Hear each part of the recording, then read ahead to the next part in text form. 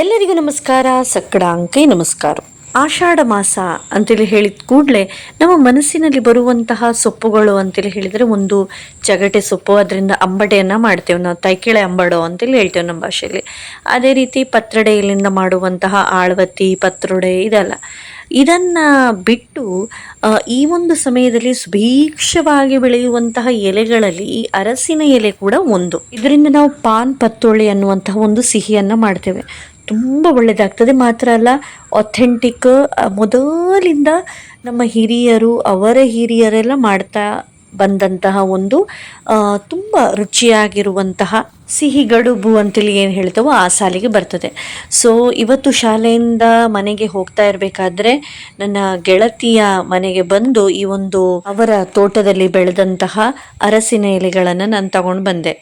So last time ಕೂಡ ನಾನು ನಿಮಗೆ ತೋರಿಸಿದ್ದೆ, ಶಾರದ್ ಪಚ್ಚಿ ಅಂತೇಳಿ ಹೇಳಿ ಅವರ ಮನೆಯಿಂದ ತಂದಂತಹ ಅರಸಿನ ಎಲೆಗಳು. ನೋಡಿ ಎಷ್ಟೊಂದು ಒಳ್ಳೆಯದಾಗಿದೆ ಅಂತೇಳಿ ಹೇಳಿ. ಮಳೆಗಾಲದ ಎಲೆಗಳು, ಕೆಲವರು ಹೇಳ್ತಾರೆ ಪುನಃ ಅದನ್ನು ತೊಳೆಯೋದು ಒರೆಸೋದೆಲ್ಲ ಅಗತ್ಯ ಇಲ್ಲ ಅಂತೇಳಿ ಹೇಳಿ. ಆದರೂ ಕೂಡ ಇದನ್ನು ತಂದು ಎರಡೂ ಬದಿ ಕತ್ತರಿಂದ ಕಟ್ಟನ್ನು ಮಾಡಿ ಈ ಎಲೆಯ ತುದಿಗಳನ್ನು, ಅದರ ನಂತರ ಚೆನ್ನಾಗಿ ಅದನ್ನು ಒರೆಸಲಿಕ್ಕೆ ನಾನು ನನ್ನ ಅತ್ತೆಯವರಲ್ಲಿ ಕೊಟ್ಟೆ. ಸೊ ಅವರು ಚೆನ್ನಾಗಿ ನನಗೆ ಒರೆಸಿ ಎಲ್ಲ ಕೊಟ್ಟರು.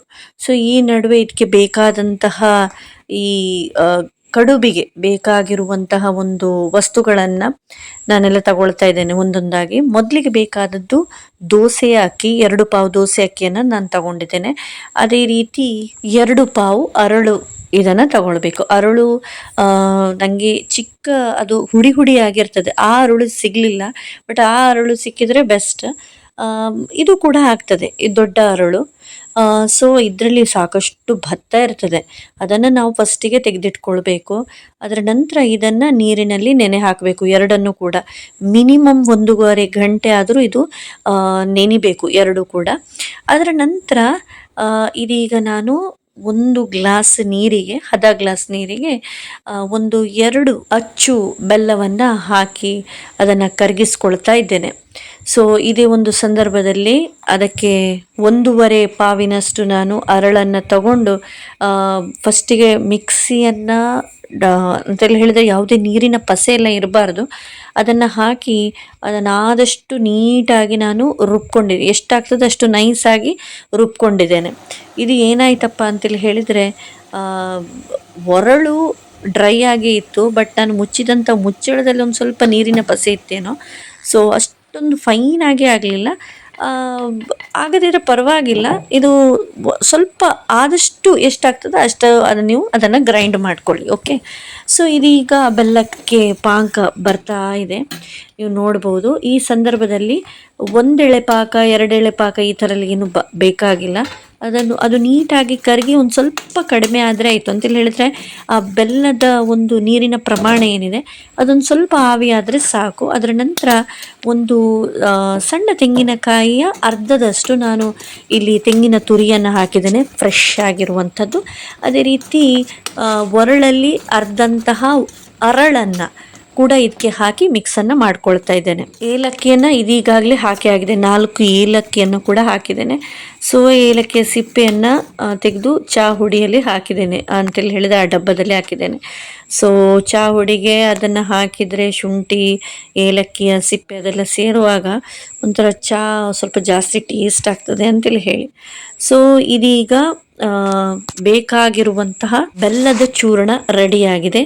ಇದೀಗ ನಾವು ಆಗ ನೆನೆಸಿಟ್ಟಂತಹ ಅರಳು, ಅದೇ ರೀತಿ ಅಕ್ಕಿ, ಅದರ ಜೊತೆ ರುಚಿಗೆ ತಕ್ಕಷ್ಟು ಉಪ್ಪು, ಒಂದು ಸಣ್ಣ ತುಂಡು ಬೆಲ್ಲ, ಅದೇ ರೀತಿ ತೆಂಗಿನ ತುರಿ, ಒಂದು ದೊಡ್ಡ 2 ಸೌಟು ತೆಂಗಿನ ತುರಿಯನ್ನು ಹಾಕಿ ನೀಟಾಗಿ ಬೇಕಾದಷ್ಟೇ ನೀರಿನಲ್ಲಿ ರುಬ್ಬಿಕೊಂಡಿದ್ದೇನೆ. ಆ ಕನ್ಸಿಸ್ಟೆನ್ಸಿಯನ್ನು ನೀವು ನೋಡಿದ್ದೀರಿ ಎಷ್ಟು ದಪ್ಪಗಿರಬೇಕು ಅಂತೇಳಿ ಹೇಳಿ.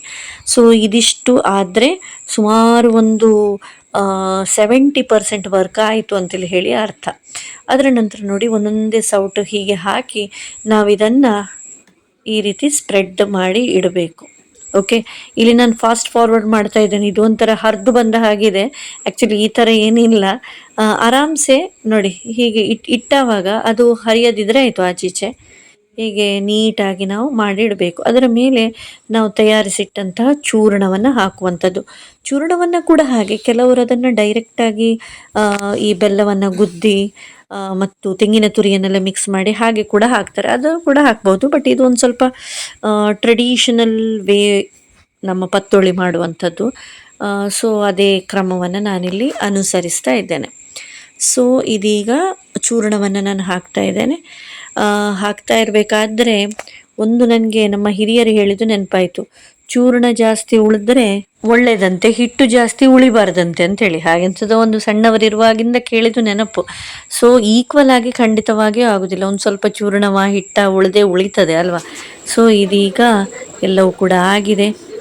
ಹಬೆ ಪಾತ್ರೆಯಲ್ಲಿ ನೀರು ಬೇಯಲಿಕ್ಕಿಟ್ಟಿದ್ದೆ. ಸೊ ಒಂದೊಂದಾಗಿ ನಾನು ಇಡ್ತಾ ಇದ್ದೇನೆ. ಕಡೆಗೆ ಒಂದು 4-5ರಷ್ಟು ನಾನು ಚಪ್ಪೆ ಅಂತೇಳಿ ಹೇಳಿದರೆ ಇದು ಹಾಕದಿದ್ದ ಚೂರ್ಣ ಹಾಕದೇ ಇರುವಂತಹ ಪತ್ತೋಳಿಯನ್ನು ಕೂಡ ಮಾಡಿದ್ದೆ. ಅದು ನನಗಿಷ್ಟ ಸಾಂಬಾರೊಟ್ಟಿಗೆ ತಿನ್ನಲಿಕ್ಕೆ. ಸೊ ನೀವು ಕೂಡ ಖಂಡಿತವಾಗಿಯೂ ಈ ಪತ್ತೋಳಿಯನ್ನು ಟ್ರೈ ಮಾಡಿ. ನನ್ನ ಮಗನಿಗೂ ಕೂಡ ತುಂಬ ಇಷ್ಟ ಆಯಿತು. ನೀವು ನಿಮ್ಮ ಅಭಿಪ್ರಾಯವನ್ನು ತಿಳಿಸಿ ಅಂತೇಳಿ ಹೇಳ್ತಾ ಸೀಮಾ ಟೀಚರ್ಸ್ ಸೈನಿಂಗ್ ಆಫ್. ಬಾಯ್ ಬಾಯ್. ದೇವ್ ಸಕ್ಕಡಾಂಕೆ ಬರೀ ಕೊರೋ. ನಮಸ್ತೆ.